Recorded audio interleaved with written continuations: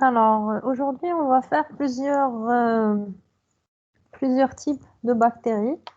Parce que, comme je vous l'ai dit la dernière fois, les cours de systématique, ils sont pas très gros.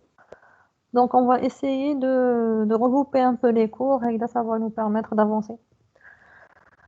Alors, on va commencer par les Neisseria. Alors, la taxonomie des Neisseriacées est complexe et changeante. Seuls les genres qui ont une importance médicale seront étudiés. Alors, les Neisseriacées, c'est une famille de bactéries qu'on peut retrouver un peu partout. On peut les retrouver même au niveau de la flore buccale, on peut les retrouver au niveau nasal, un peu partout. Mais on a ces deux espèces qui sont très importantes en pathologie humaine qu'on va voir. Alors vous allez voir, c'est le même genre, c'est les Neisseria, mais le pouvoir pathogène de chacune est complètement différent de l'autre. Alors, c'est Neisseria gonorrhoeae. Alors, vous voyez comment ça s'écrit gonorrhoeae, mais comme vous le dites, c'est Neisseria gonorrhoeae et Neisseria meningitidis. Voilà. C'est les deux bactéries qui sont très importantes en pathologie humaine.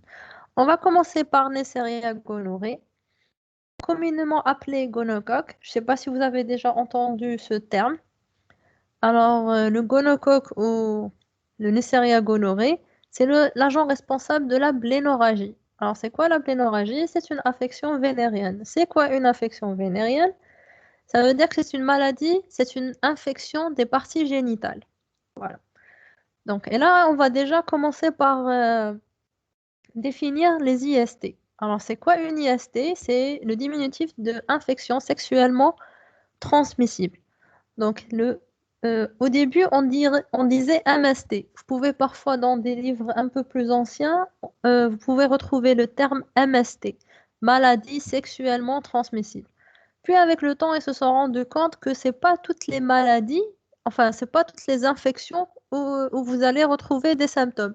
Par exemple, le VIH au début, une infection à VIH au début, elle est complètement asymptomatique. Donc, vous pouvez pas vraiment classer ça comme une maladie. Par contre, c'est une infection. Et du coup, ils ont changé avec le M en I. Donc, c'est infection sexuellement transmissible. Chlamydia aussi, on va faire le cours. C'est une maladie qui peut être, c'est une infection qui peut être asymptomatique. Voilà. Donc, le gonocoque ou la Neisseria gonorrhoeae est responsable d'une IST, une infection sexuellement transmissible. La classification famille Neisseriacées, genre Neisseria, espèce Neisseria gonorrhoeae. Les caractères bactériologiques, ils sont très caractéristiques. Comme vous voyez sur les photos, la morphologie, ce sont des diplocoques à grammes négatifs. Les diplocoques, ça veut dire que ce sont deux coccyx qui sont collés l'un à l'autre par une face. Donc, on dit qu'il y a une disposition en grains de café. Et c'est caractéristique des Neisseria en grains de café. Dans les produits pathologiques, et en particulier dans le pus urétral, on peut retrouver en situation intracellulaire. Alors, si vous voyez la photo en bas à droite, ce que vous voyez, les grosses cellules, ce sont des polynucléaires neutrophiles. صحة. Et les grains de café, زعما يقول لكم صحة صحتكم تسمعوني, mais bon, les grains de café que vous voyez à l'intérieur, c'est le gonocoque. Donc c'est ça, c'est un prélèvement, enfin c'est un frottis à partir d'un pus urétral. C'est-à-dire c'est du pus qui sort à partir de l'urètre. Donc vous avez la réaction inflammatoire qui sont les polynucléaires neutrophiles. Et comme vous les voyez, ils sont altérés, parce que si, entre guillemets, si vous voulez, mis d'ebzo avec l'infection. Donc ce sont des polynucléaires neutrophiles altérés, et ils sont attaqués, si vous voulez, par des diplocoques gram négatifs qui sont le gonocoque. La culture, elle est extrêmement délicate. Les gonocoques ne cultivent pas sur les milieux ordinaires. Ils sont très exigeants. Alors, Alors déjà, le fait de prélever une personne qui a une blénorragie, qui est infectée par Neisseria gonorrhoeae, vous ne pouvez pas, par exemple, faire le prélèvement ou sur Dorobé. Généralement, au labo, la dernière fois, on a isolé un gonocoque. Alors, la dernière fois au labo, on est obligé de prélever le patient au niveau du laboratoire. pour réussir à isoler la bactérie.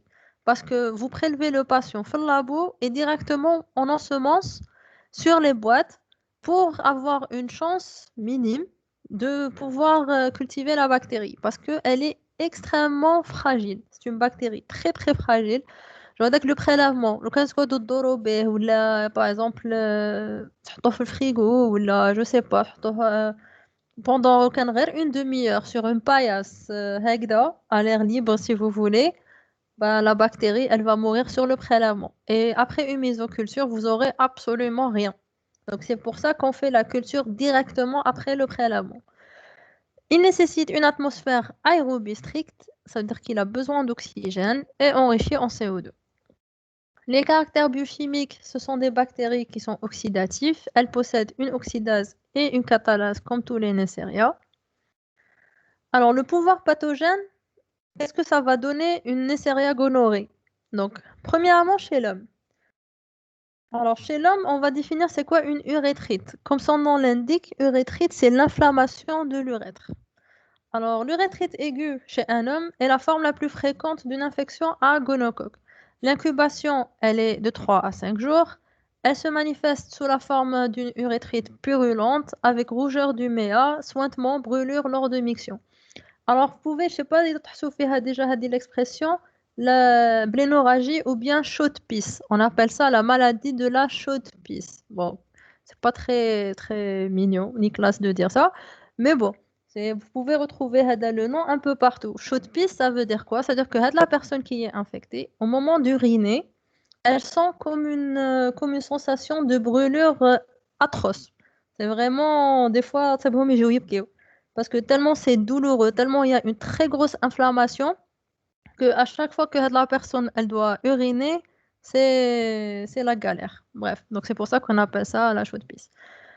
Il existe des formes frustres, des formes suraiguës et des complications, et c'est ça ce qui en fait une infection qui peut être grave, parce que c'est drôle et tout, mais si la personne زعما تحشم تمشي chez le médecin ou là elle veut pas se faire traiter, ça peut évoluer vers une forme qui est beaucoup plus grave, la prostatite, l'épididymite, le rétrécissement urétral et d'autres encore qu'on va voir. Chez la femme, par contre, moi chez l'homme, c'est très symptomatique. Un gonocoque, c'est rare, c'est très très très rare que ça passe asymptomatique chez un homme. Par contre, chez la femme, c'est ce qu'on appelle la discrétion des signes. Alors, elle est beaucoup moins caractéristique, elle est souvent asymptomatique et peut être à l'origine de flambées évolutives très contagieuses. Ça veut dire que dans ce cas-là, c'est si vous voulez, c'est la femme qui va contaminer l'homme avec qui elle va avoir un rapport sexuel. Parce que elle est asymptomatique. Puisqu'elle n'a absolument aucun symptôme, il va pas se dire, enfin, il va pas, enfin, suspecter quelque chose. Et du coup, Mohsaya, elle ne va pas le savoir. Enfin, puisque c'est asymptomatique, elle va pas deviner qu'elle est infectée par une Neisseria gonorrhée. Donc, sans traitement, les foyers infectieux se multiplient. Ça évolue, puisque elle est asymptomatique, ça va évoluer très rapidement chez elle. Urétrite, salpingite, pelvipéritonite, avec bien sûr un risque de stérilité, parce que c'est une bactérie qui est très pyogène, comme vous avez vu chez l'homme. Si elle arrive jusqu'à l'utérus, donc elle va induire une réaction inflammatoire très importante et ça peut causer des dommages irréversibles. Voilà. Les formes généralisées les plus fréquentes sont chez la femme. Elles se manifestent sous forme de septicémie, d'endocardite, d'arthrite, d'atteinte oculaire et cutanée. Alors pourquoi le plus souvent chez la femme? Parce que comme on a dit, chez la femme, la première phase de la maladie, elle est asymptomatique. Donc elle ne va pas se rendre compte qu'elle est infectée, donc ça va évoluer chez elle. Par contre, chez l'homme, comme je vous l'ai dit, c'est tellement douloureux que c'est vraiment rare, vraiment. À la limite, s'il va pas chez le médecin, il va يخلط بوحدو les antibiotiques دارو, il va finir par traiter son infection. Parce que c'est vraiment très douloureux, il ne peut pas passer à côté.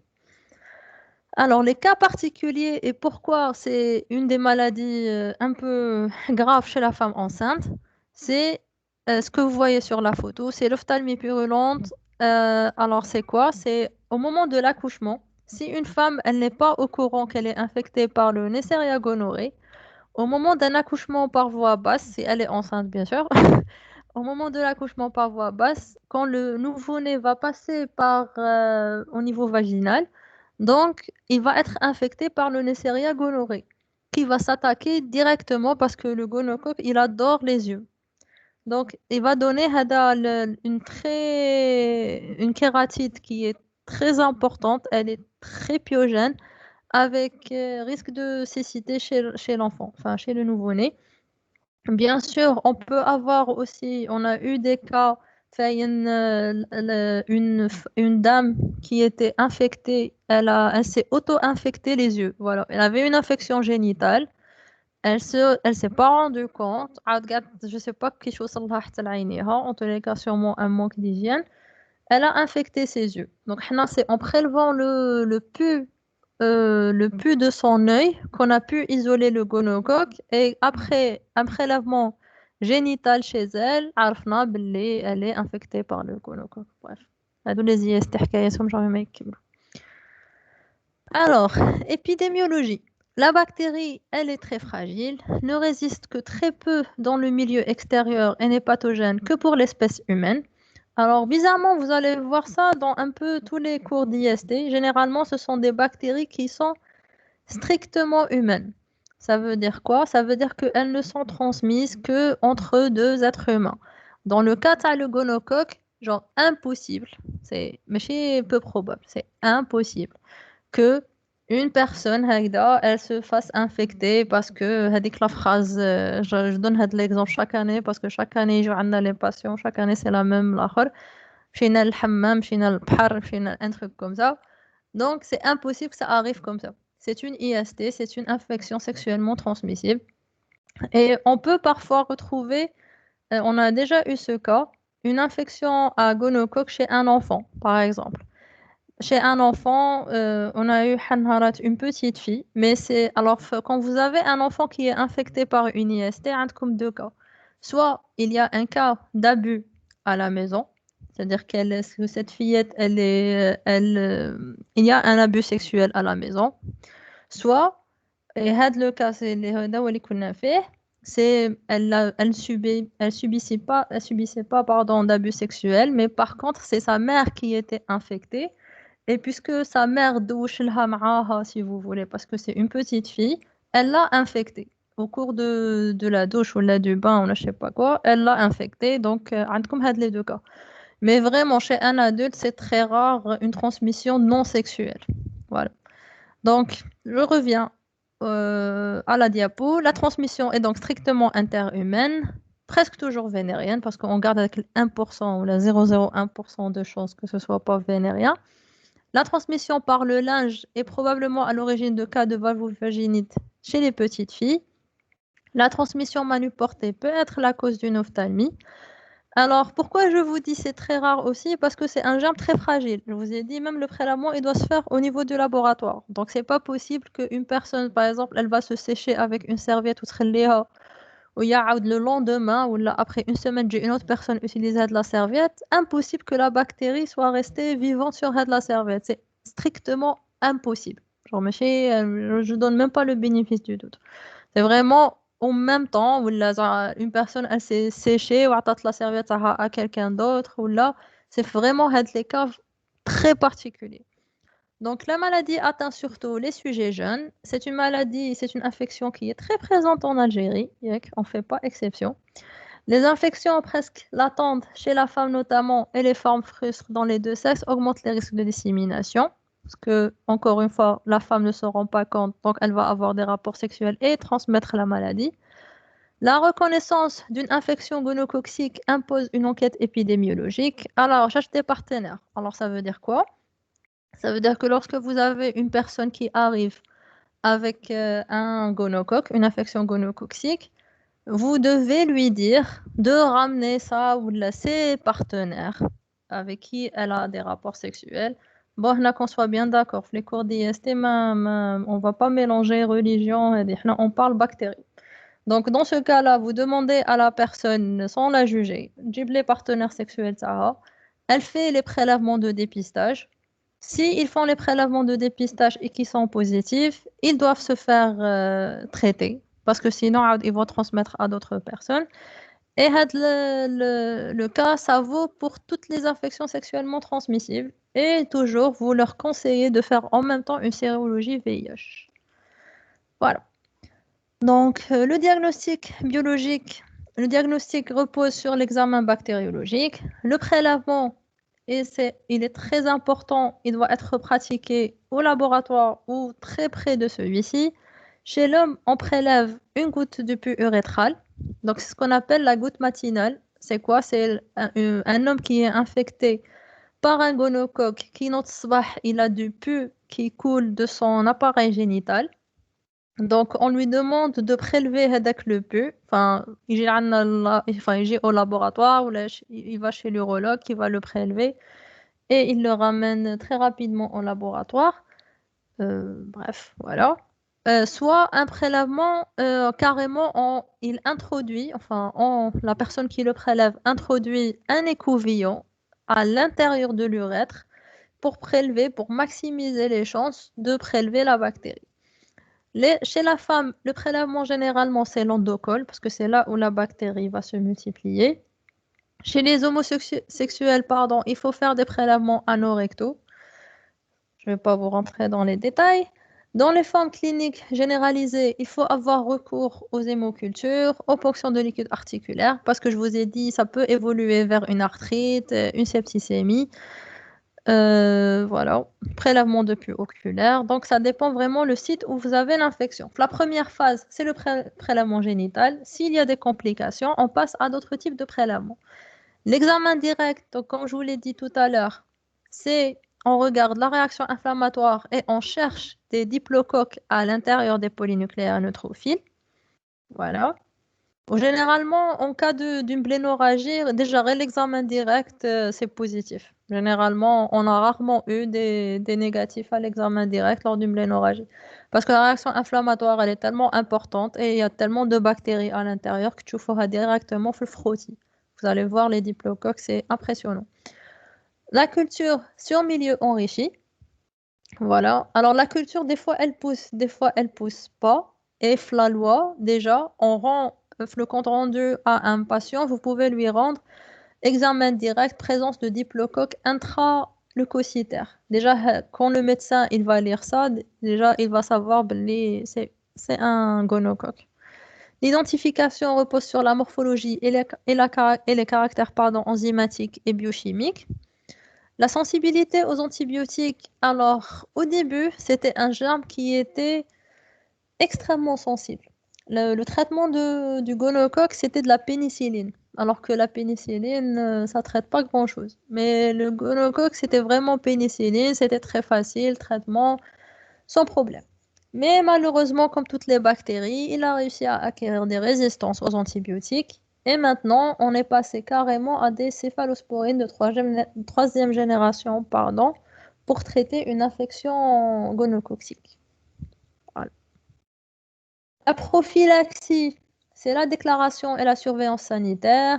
Enfin, déclaration, surveillance, bon. En ce qui concerne les IST, c'est pas vraiment la meilleure prophylaxie parce que généralement, ça va. Les mesures d'hygiène et surtout éducatives sont plus réalistes parce que tout simplement, l'éducation sexuelle, elle est très importante. Et vous allez voir ça lorsque vous allez faire votre internat. Je ne sais pas si vous allez tomber sur les cas, mais il y en a de plus en plus. Vous allez voir que le VIH, ce n'est pas une infection qui n'existe pas chez nous. C'est une maladie qui est très présente. En 2020, on était choqués par le nombre de cas. Mais bon, donc qui dit VIH dit relations sexuelles, qui dit relations sexuelles dit d'autres maladies sexuellement transmissibles. Donc, il faut vraiment commencer à éduquer les gens sur les moyens de la prophylaxie locale, ce qu'on appelle la prophylaxie locale, c'est les préservatifs, etc. Bref, le diagnostic et le traitement actif des cas cliniques est une mesure indispensable, bien sûr, parce que chaque mois vous traitez, chaque mois le médecin il va traiter, chaque mois il va euh, minimiser les risques de transmission à d'autres personnes, parce que qu'on soit bien d'accord, lorsque si vous dites à cette personne oui, il faut pas avoir de relations sexuelles, ben ça sert à rien. Par contre, il faut lui dire, il faut traiter pour ne pas que vous transmettiez cette maladie à d'autres personnes. Là, peut-être ça va servir à quelque chose. On ne dispose pas encore d'un vaccin efficace parce que ailleurs ils ont compris Billy. Il y a un truc très facile qui évite كامل هاد الربلة, c'est les préservatifs. حنا عندنا c'est généralement dans tous les pays musulmans, on va dire ça comme ça. Il n'y a pas encore la culture des préservatifs et des moyens de protection. Donc, voilà. Donc, il y a un gros problème d'infection sexuellement transmissible. Parce qu'on n'échappe pas à la règle. Est-ce que vous avez des questions?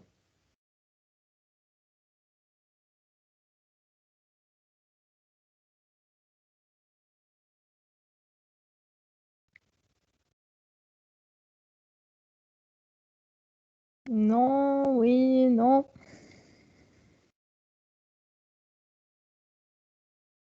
Ok. Du coup,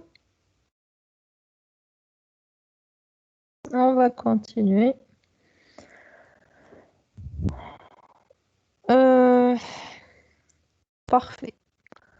Donc, alors, encore une fois, parce qu'on va faire beaucoup de cours sur les IST, etc.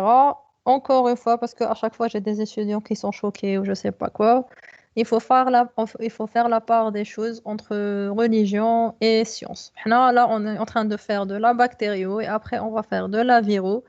Donc, c'est pas un débat religieux sur ce qu'il faut pas faire. C'est de la science. On parle science. Donc, les étudiants en face, mais là, je vais vous le dire, non, c'est pas grave. Alors, euh, on passe à la deuxième bactérie, c'est Neisseria meningitidis. Alors, vous allez voir que même si c'est le même genre, c'est les Neisseria, vous allez voir que c'est pas du tout le même pouvoir pathogène, c'est pas les mêmes symptômes, c'est pas la même maladie. Alors, comme son nom l'indique, Neisseria meningitidis, mais il y a le mot méninge dans le nom d'espèce, c'est l'agent responsable de la méningite cérébrospinale qu'on appelle aussi le méningocoque. Voilà, vous avez dû entendre ce terme, je suis sûre, au cours de votre vie, parce à chaque fois, il y a des épidémies un peu partout de méningite à méningocoque. Alors, caractère bactériologique, la morphologie, il ressemble beaucoup au gonocoque. Ce sont des diplocoques à gram négatif, disposés en grains de café. Et comme vous le voyez sur les photos, c'est à peu près la même photo que tout à l'heure. Le méningocoque, vous allez retrouver Hegda en intraleucocytaire des diplocoques gram négatifs. Mais le cas, c'est pas un prélèvement de pus urétral, c'est un prélèvement de LCR, de liquide céphalorachidien. Donc, l'espèce Neisseria meningitidis, elle cause une très forte réaction inflammatoire et elle aussi, elle donne l'aspect en bactéries intraleucocytaires. Alors, la culture, elle est plus facile que celle du gonocoque, heureusement, parce que contrairement au gonocoque, c'est rare où vous allez trouver les diplocoques intraleucocytaires dans un ACR, parce qu'il y a une très grosse quantité, etc. Mais bon, donc heureusement que ça pousse facilement parce que ça nous permet de l'identifier. Alors, le méningocoque se développe sur une gélose ordinaire, mais il est préférable en primoculture aux sorties de l'organisme d'utiliser des milieux riches, tels que les géloses au sang frais et géloses au sang cuit, etc. Alors, par principe, tous les prélèvements qui sont ce qu'on appelle des prélèvements précieux, par exemple, moi, un LCR ou des hémocultures, ou là, de toute façon, vous allez voir ça, les cours qui j'ai, tous les prélèvements précieux, on les ensemence automatiquement sur des milieux qui sont riches. Parce que moi, la gélose au sang frais et la gélose au sang cuit, pour ne pas rater une bactérie qui peut être exigeante. Mais si je vais prendre un prélèvement qui est très précieux, comme du LCR, et je vais l'ensemencer sur un milieu pauvre, qui m'est poussé je vais leur dire, ah, les prélèvements. Ça marche pas comme ça, parce que c'est un LCR, c'est un prélèvement précieux. Le malade, il a souffert, je prélever 2 millilitres de liquide céphalorachidien. Donc, on met le paquet. Vous ensemencez sur des milieux qui sont riches, vous faites les enrichissements, etc. pour maximiser les chances d'isoler la bactérie qui est responsable de méningite. Ce sont des bactéries qui sont aérobes strictes, qui se développent dans une atmosphère normale. Alors, c'est une bactérie qui est très fragile, craignant le froid, comme le gonocoque. Il ne survit que très peu de temps dans le milieu extérieur. Alors, généralement, lorsque les infectiologues ils font une ponction lombaire, donc ils ponctionnent du LCR, ils nous appellent avant pour nous dire, voilà, on va ponctionner un patient avec une suspicion de méningite. Un méningocoque باش نجيبو لكم le prélèvement pour que حنا on le l'ensemence directement, enfin très rapidement. Il faut pas le laisser traîner sur la paillasse pendant des heures. Les caractères biochimiques oxydase catalase positif, bon, c'est tout ce qui va vous intéresser. Les caractères antigéniques, alors c'est une bactérie qui est capsulée et la capsule تاعهم, qui est antigénique, elle va nous déterminer d'où sérogroupes. Bon, pourquoi c'est important? On va voir par la suite pourquoi les sérogroupes A, B, C, etc. Ils sont importants. On va voir à l'âge. 90% des infections sont dues aux trois premiers groupes parce que ce sont les plus virulents. Les A, B et C, ce sont les groupes les plus virulents de méningocoques et c'est eux qui causent le plus d'épidémies. A, méningite. Enfin, méningite, épidémie de méningite. Alors, le méningocoque résiste très peu dans le milieu extérieur. C'est une bactérie qui est strictement humaine, dont la transmission est interhumaine directe par voie aérienne. Elle représente une des principales étiologies de méningite de l'enfant et de nourrisson, et surtout de l'adulte. Parce que c'est ça ce qui en fait une bactérie qui est très grave. Parce que vous savez, chaque hiver, on a des épidémies de méningite. Généralement, ça démarre dans les écoles ou là dans les lycées. Enfin, il y a beaucoup de monde qui sont très en contact. Ah oui, ça peut évoluer dans les familles, etc., chez les adultes. C'est une bactérie qui s'attaque à toutes les tranches d'âge.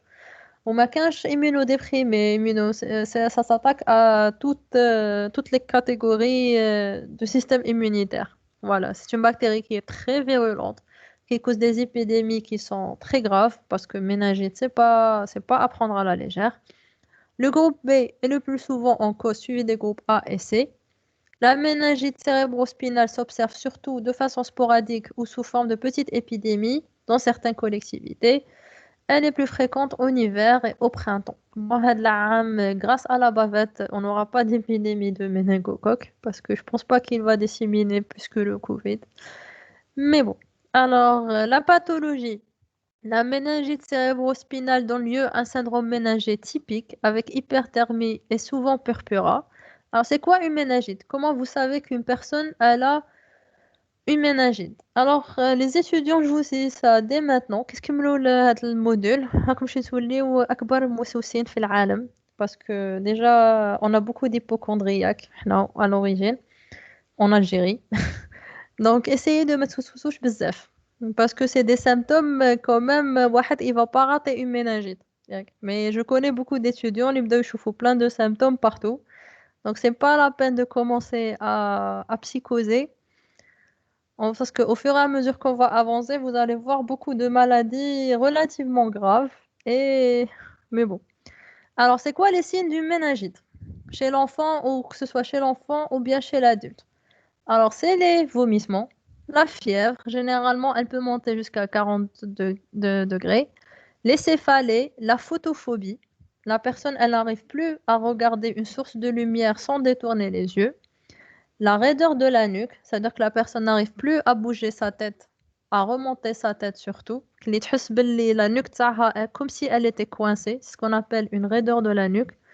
L'état de somnolence et de torpeur. La personne, vous la trouvez très fatiguée, voilà. Les douleurs articulaires, la tétanie. Bon, la tétanie, c'est une phase un peu finale. Donc, malheureusement, le problème, si j'ai un patient avec كامل هاد les symptômes, c'est facile à dire que c'est une méningite. Généralement, le patient, il commence à développer chaque symptôme un peu بوحدو. Donc, c'est pas toujours facile de partir directement sur une méningite, surtout chez les enfants. Alors, les enfants, je sais pas si vous avez des enfants à la maison, vos frères, vos sœurs, ou là, si vous avez des enfants, على باليش. Les enfants, ce sont les plus durs patients à diagnostiquer parce que soit, bon, même il est malade, les enfants, je parle des enfants de moins de 10 ans. ماشي des adolescents اللي يشكيو tout le temps, ni des jeunes adultes اللي يشكيو tout le temps.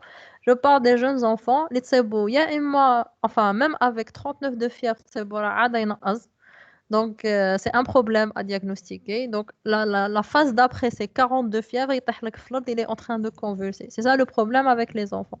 C'est pour ça qu'on demande souvent aux parents d'être vraiment à l'écoute de tous les symptômes qui peuvent apparaître. Voilà.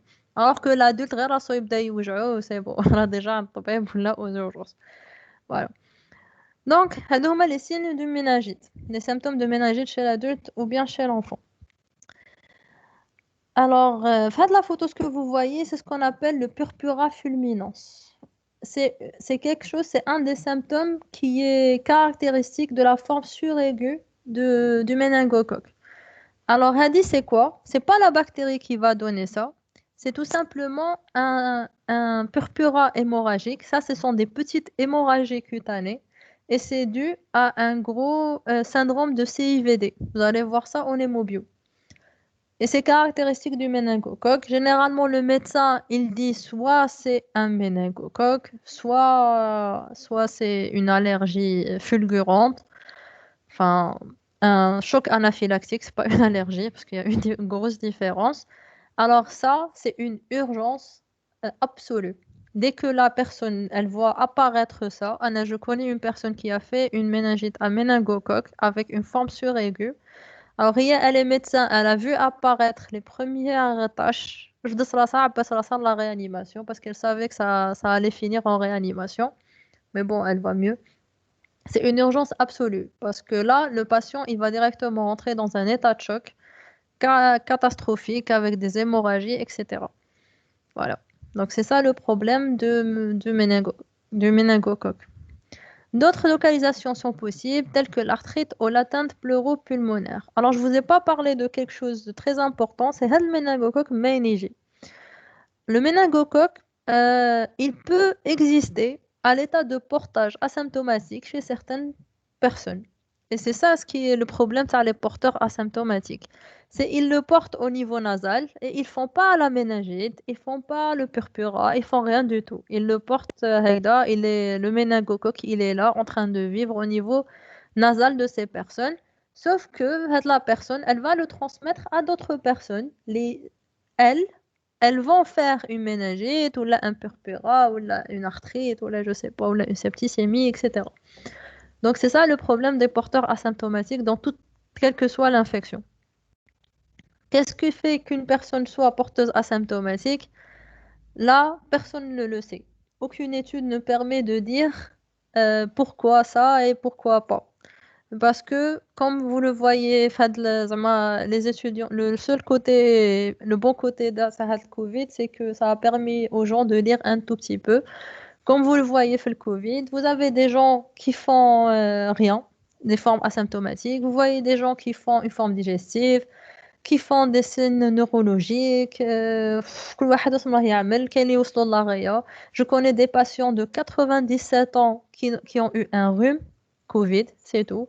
Et je connais des personnes de 40 ans qui sont décédées du Covid. Alors là, il y a en infectieux ce qu'on appelle le facteur génétique. Enfin, là, je l'appelle personnellement ZAR. Voilà. Donc, on a le facteur génétique. Personne ne sait comment ça marche. Personne ne sait pourquoi du comment. Donc, c'est le même cas que le méningocoque. Vous avez des cas où il y a des complications et il y a des cas où c'est juste un portage au niveau nasal. Le diagnostic biologique, il est fondé sur la présence de la bactérie dans le LCR et dans le sang. L'examen direct du LCR, alors un LCR, comme vous le voyez là sur la photo, le liquide céphalorachidien chez une personne qui n'a pas de méningite, qui n'a aucun problème particulier, il a un aspect d'eau claire. C'est de l'eau qu'on appelle de l'eau de roche. C'est de l'eau, mais vraiment très, très, très claire. Mais فيهاش même pas une impureté à l'examen direct. Chez une personne qui fait une méningite, vous allez voir avec le LCR, il est complètement trouble. Vous voyez qu'il y a des choses à l'intérieur. C'est quoi les choses? C'est la réaction inflammatoire. Vous allez trouver comme les polynucléaires neurophiles, etc. Alors qu'à l'origine, chez une personne saine, il n'y a pas de polynucléaires neutrophiles au niveau du LCR. Le liquide, il n'y a rien à l'intérieur. Et vous allez trouver, bien sûr, la bactérie. Donc, examen direct du LCR, la culture sur milieu enrichi, et bien sûr, on fait l'identification qui est basée sur les caractères biologiques et antigéniques et biochimiques. Ensuite, on a un test qu'on appelle la recherche d'antigènes solubles. C'est quoi la recherche d'antigènes solubles? C'est un test d'urgence. C'est-à-dire, j'ai pour comme un LCR et on vous dit, on veut savoir maintenant c'est quoi la bactérie qui est en train de faire une méningite chez la personne. Donc, on a ce qu'on appelle, bon, on n'a pas toujours être réactif, mais bon, ça peut exister des fois. C'est ce qu'on appelle des antigènes solubles. C'est quoi les antigènes solubles? C'est lorsqu'il y a une méningite ou une septicémie ou là, je sais pas, ça dit que la bactérie, c'est quoi la première chose qui va l'attaquer? C'est le système immunitaire. Donc, avec les polynucléaires, neutrophiles, etc., elles vont réussir à dégrader certaines bactéries. Elles vont les dégrader, donc il y aura une libération d'antigènes de la bactérie dans le LCR. Là, on va chercher donc les antigènes par une réaction de type antigène-anticorps. Et pour cela, pardon, alors on utilise des anticorps anti-pneumocoque par exemple, des anticorps anti-hémophilus, anticorps anti-méningo, et on fait une agglutination, comme vous le voyez sur la photo. S'il y a une agglutination qui est à droite qui apparaît, c'est positif. S'il n'y a pas d'agglutination, c'est négatif. Alors, هذا le test. Alors, là, malheureusement, vous allez me dire pourquoi se casser la tête à faire toute la culture et tout alors qu'on a ça. Ça donne pas toujours des résultats positifs. La culture, elle est obligatoire. Voilà. Mais Hadi, ça vous permet, quand c'est positif, ça vous permet un peu de gagner du temps, d'orienter le médecin. Mais quand c'est négatif, eh ben, كمل la culture تاعك, et, on doit attendre. La sensibilité aux antibiotiques, heureusement, c'est un germe qui est sensible. Voilà. Donc, sensibilité aux céphalosporines de troisième génération. Généralement, dans les méningites, c'est the antibiotique qu'on utilise parce qu'il a une très bonne diffusion au niveau des méninges. La prophylaxie, c'est l'hygiène. C'est les mesures prophylactiques autour d'un cas, enfin, lorsqu'on a un cas de méningo dans une famille, vous êtes obligé de traiter tous les membres de cette famille par antibiotiques, même s'ils ne présentent pas encore de symptômes. Voilà. Donc, on les traite par antibiotiques.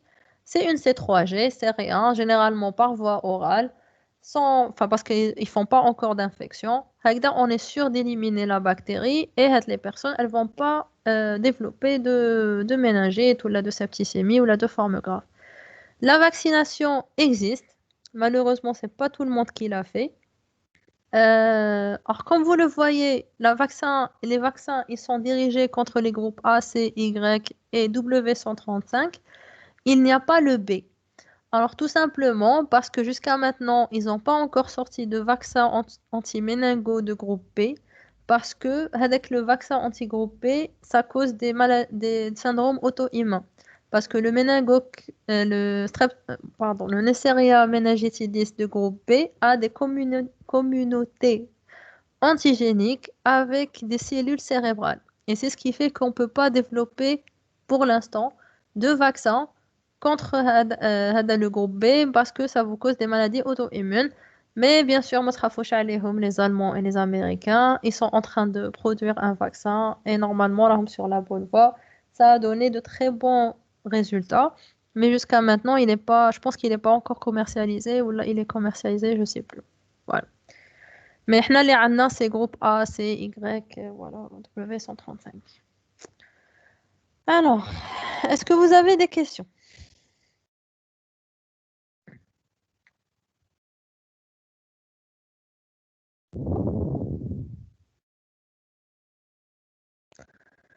Alors, je pense qu'on va continuer نزيدو une bactérie et on arrête parce que vous n'avez pas R3 normalement, mais bon, on va نزيدو Helicobacter pylori et on arrête. Parfait. Alors, Helicobacter pylori. Alors, je ne sais pas si vous avez déjà entendu parler de cette bactérie. Alors, l'Helicobacter pylori, c'est la seule espèce connue capable de coloniser l'estomac humain. Alors, c'est quoi la caractéristique de l'estomac humain? D'un estomac humain, c'est tout simplement la très forte des très forts degrés d'acidité de l'estomac. Le pH de l'estomac humain, je pense qu'il est à 1. 1, c'est très très très acide. Et c'est rare où vous avez des bactéries qui peuvent survivre à un tel degré d'acidité. Et c'est ça qui a induit beaucoup de scientifiques en erreur. Alors jusqu'à il y a même pas 20 ans, on croyait que l'ulcère duodénal, il était dû, enfin, on savait pas que l'ulcère duodénal, il était dû à une bactérie. On croyait que c'était dû au stress ou là, à de l'alimentation ou là, parce que les scientifiques ne concevaient pas qu'il y a une bactérie qui réussit à se multiplier au niveau, enfin, au niveau de l'estomac. Quand même, c'est extraordinaire. Et c'est la seule espèce connue, et j'insiste sur le connu, parce qu'en bactériaux et en microbio en général, tous les jours, on trouve de nouvelles espèces et de nouvelles bactéries qui causent telle ou telle maladie. Alors, agent étiologique de pathologie gastro-duodénale, c'est une bactérie qui infecte plus de 50% de la population mondiale.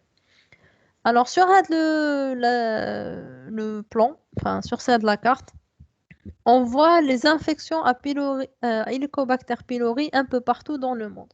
Alors, comme vous le voyez, vous avez certains pays qui sont rouges et marrons, je ne sais pas si c'est un marron ou là, un noir, qui sont très fortement, non, enfin la population, elle est très fortement colonisée par l'Helicobacter pylori, là, comme tu vois. Alors que les zones en vert, il n'y a pas beaucoup d'Helicobacter pylori. Ça. Maintenant, moi, qu'est-ce qu'ils ont fait? Ils ont comparé les pays, enfin, avec le pourcentage de cancer à Helicobacter, plutôt, pardon, d'infection à Helicobacter pylori, avec l'incidence des cancers gastriques dans le monde. Ils ont trouvé que les pays où il y a le plus de cancers gastriques, il y a aussi le très fort portage de la population d'Helicobacter pylori. Donc, ils se sont dit, il y a un problème quelque part. La bactérie, elle doit être responsable.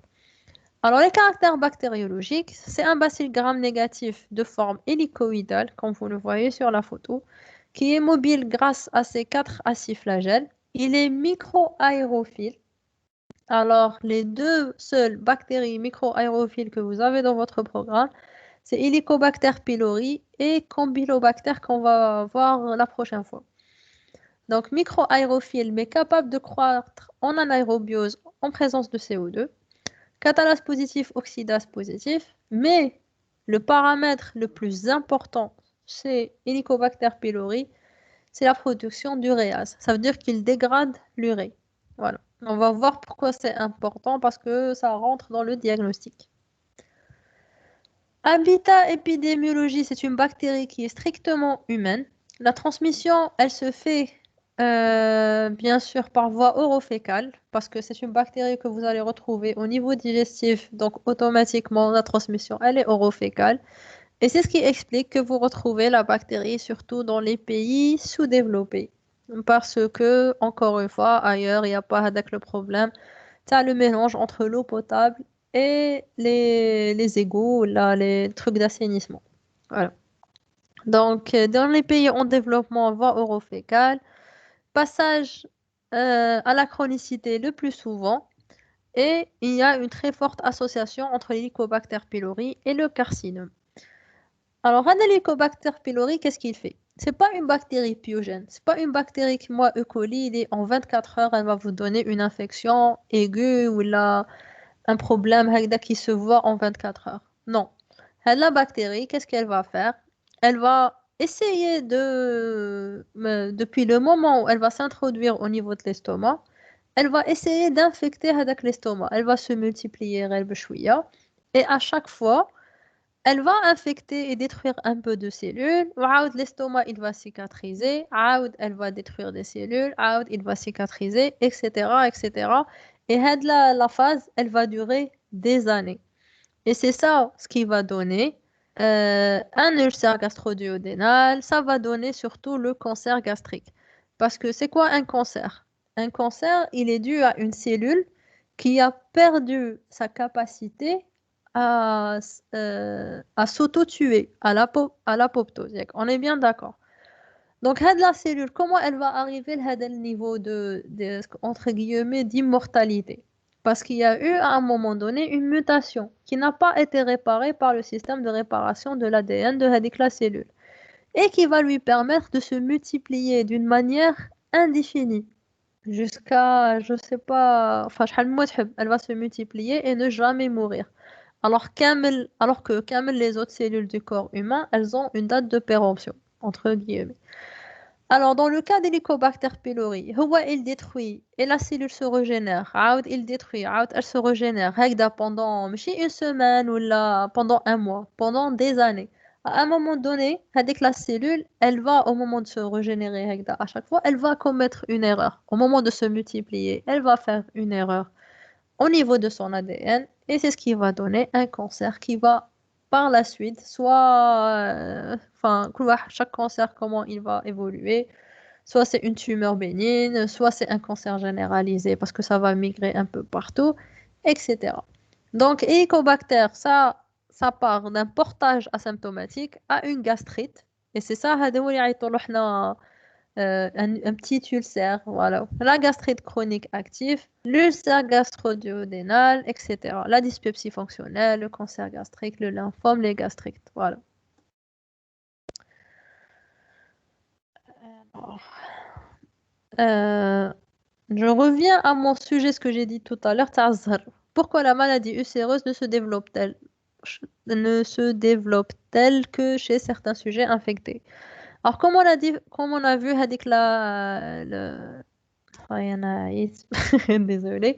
Comme on a vu avec le plan, on a dit qu'il y avait certains pays, enfin 85% de la population portait l'Helicobacter pylori au niveau de son estomac. 85%, c'est énorme. Ça peut arriver jusqu'à 90% de la population, elle est colonisée par l'Helicobacter pylori. Pourquoi? Mais chez 90% de la population ne développe un cancer ou là, un ulcère ou là. Donc, هادو, c'est ce qu'on appelle, c'est ce que moi j'appelle الزهر. Bien sûr, c'est pas scientifique, on est bien d'accord. C'est là où rentrent les facteurs génétiques, les facteurs environnementaux, mais surtout les facteurs génétiques. Parce que vous avez parfois dans la même population, les mêmes personnes, dans la même ville, qui habitent le même quartier, ils sont tous colonisés par Helicobacter et c'est juste quelqu'un, واحد فيهم, qui va développer un cancer ou là, un ulcère. Voilà, c'est les facteurs génétiques que personne ne connaît, qu'on soit d'accord.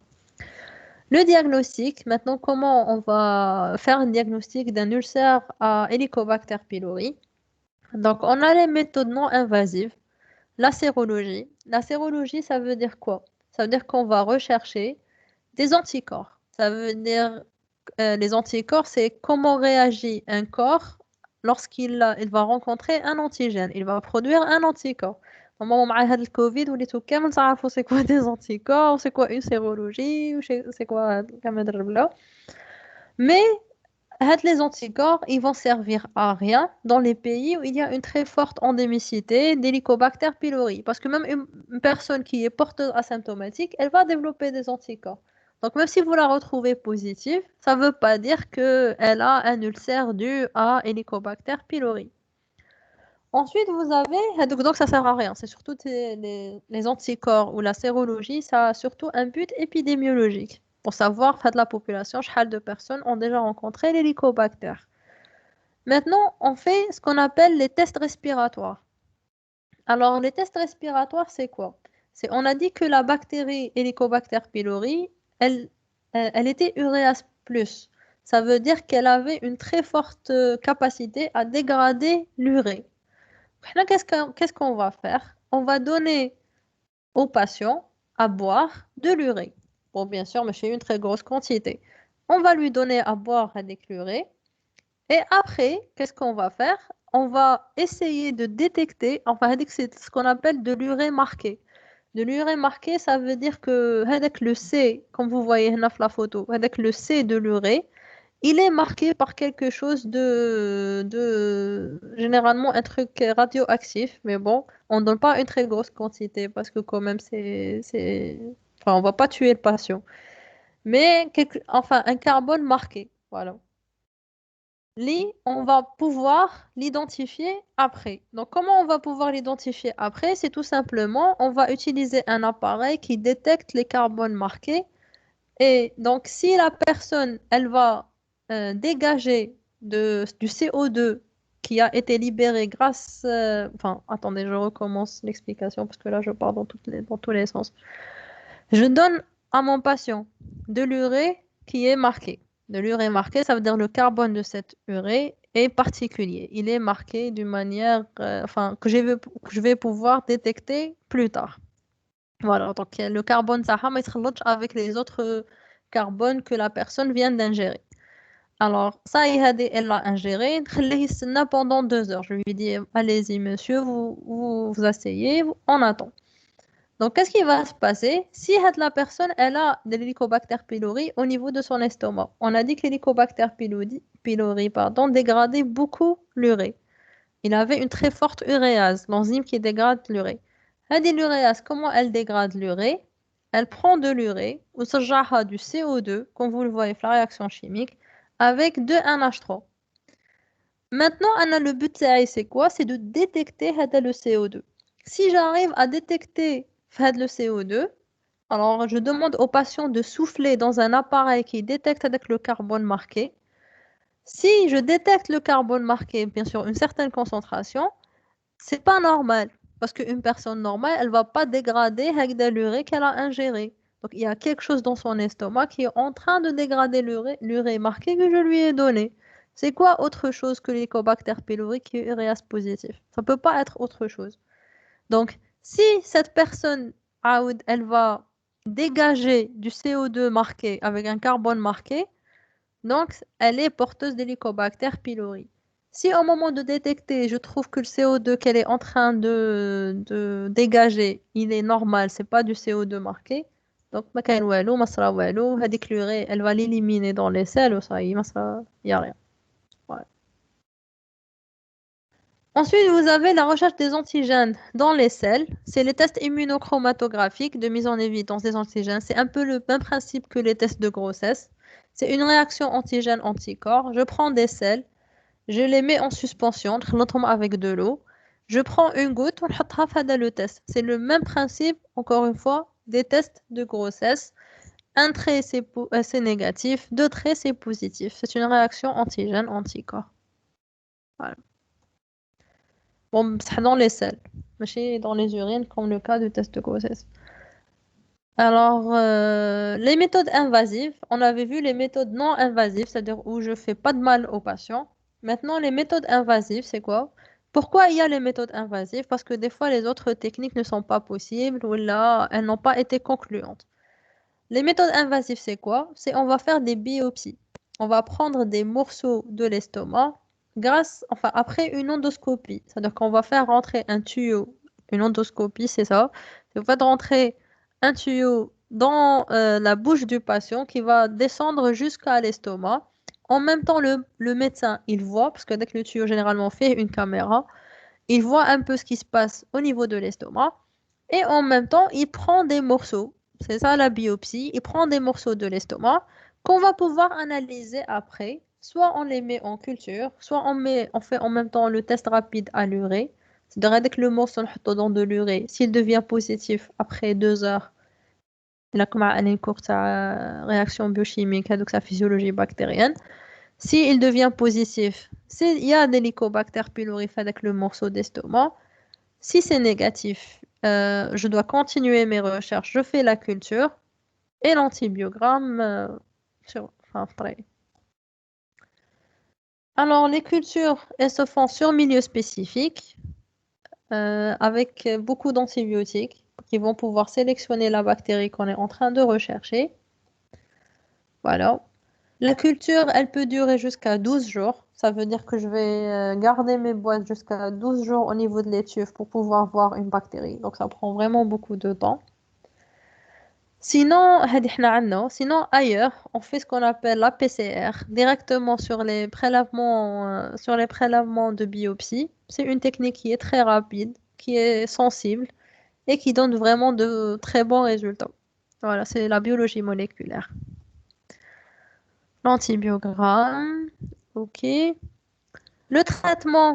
Alors, le traitement, il est un peu compliqué. Bon, je vous demande pas de retenir le traitement parce que vous n'êtes pas médecin, vous n'êtes pas en train de faire médecine.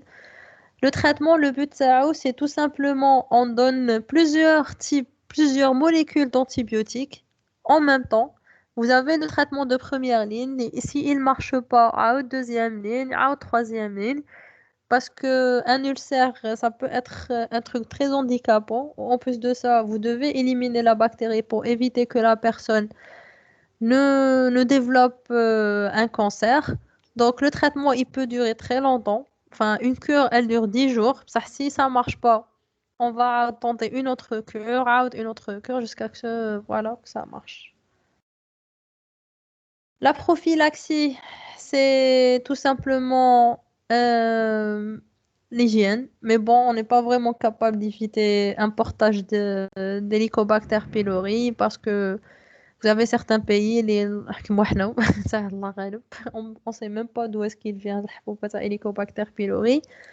Donc, il faut faire, je pense qu'on a la meilleure prophylaxie, c'est de prendre en charge ses gastrites et ses ulcères.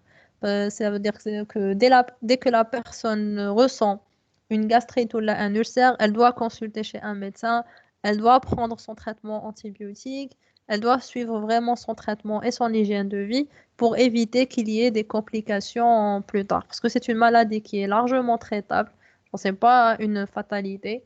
Il y a des traitements qui existent, ils marchent très bien. Alors, c'est vrai qu'il y a plusieurs cures, mais ça donne de très bons résultats. Donc, واحد, il prend en charge ces maladies. Salam. Alors, je pense qu'on va arrêter là, parce que ça y est, non. Est-ce que vous avez des questions?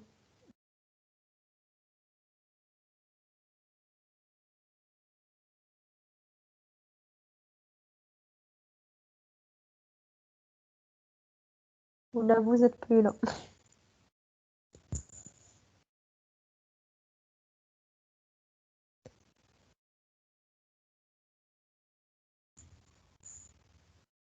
Alors,